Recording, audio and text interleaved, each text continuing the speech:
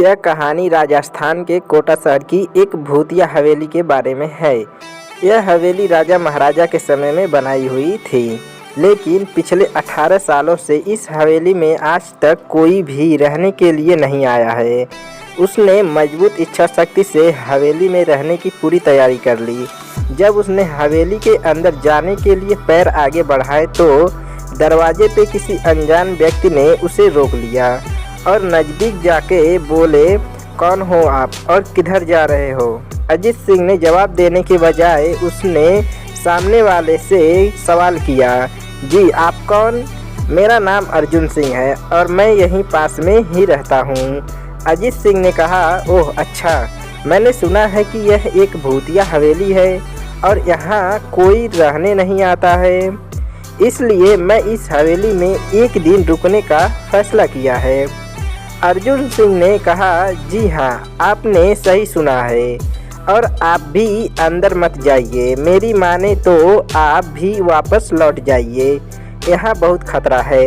यह सुनकर अजीत सिंह खुश हो गया, जैसे उन्हें कोई लॉटरी लग गई हो। अर्जुन ने उसकी खुशी को देखकर बोला, आप क्यों खुश हो रहे हो? आपको तो भूत का नाम सुनकर डर लगना चाहिए।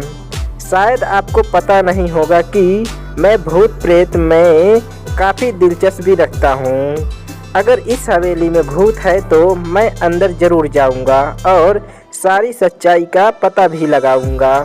इतना कहकर अजीत सिंह उस हवेली में चले गए।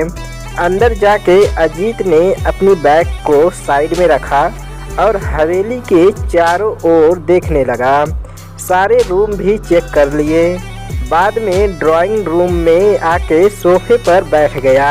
वहाँ उसने बैठकर दारू के 2-4 पैग भी पिए। वहीं अचानक उस रूम में लाइट का एक बल्ब चालू बंद होने लगी, लेकिन अजीत ने उस पर ध्यान नहीं दिया। थोड़ी देर बाद दूसरा बल्ब चालू बंद होने लगा। फिर तो हवेली की सारे लाइट चालू बंद होने लगी। यह सब देखकर अजीत अपनी जगह पे खड़ा हो गया और संपूर्ण सावचेत हो गया। अचानक उसके सामने एक छोटा टेबल हवा में उड़ने लगा। करीबन 6 फुट हवा में ऊपर जाके गोल गोल घूमने लगा और बाद में अजीत की ओर तेजी से आने लगा। अजीत ने तुरंत ही अपने जगह बदल ली और दूसरी ओर चला गया और वो टेबल वहीं जाके गिरा जहां अजीत खड़ा था।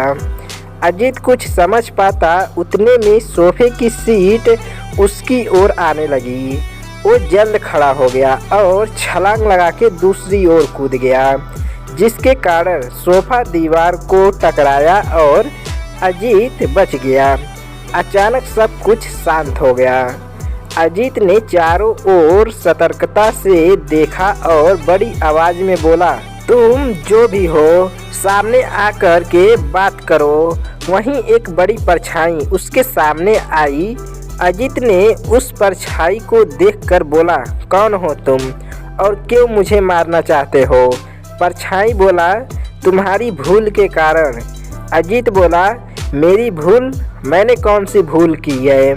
परछाई बोला, इस हवेली में आने की भूल। मैं किसी को भी इस हवेली में खुश नहीं देख सकता। अजीत बोला, लेकिन क्यों? वो परछाई ने जवाब दिया, आज से 18 साल पहले इस हवेली के मालिक ने मुझे यहीं पर ही मार डाला था। मेरी कोई गलती भी नहीं थी। इस कारण की वजह से मेरी आत्मा इस हवेली में भटकती रहती है।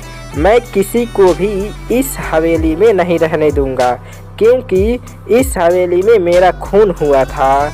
इस हवेली में जो भी रहने के लिए आएगा उसकी मौत निश्चित होगी। अजीत ने कहा, मैं तुम्हें अपने असली रूप में देखना चाहता हूँ। तुम्हें मारने से पहले मैं तेरी यह इच्छा अवश्य पूरी करूँगा। और उस परछाई ने एक भयानक दरमियाना रूप ले लिया।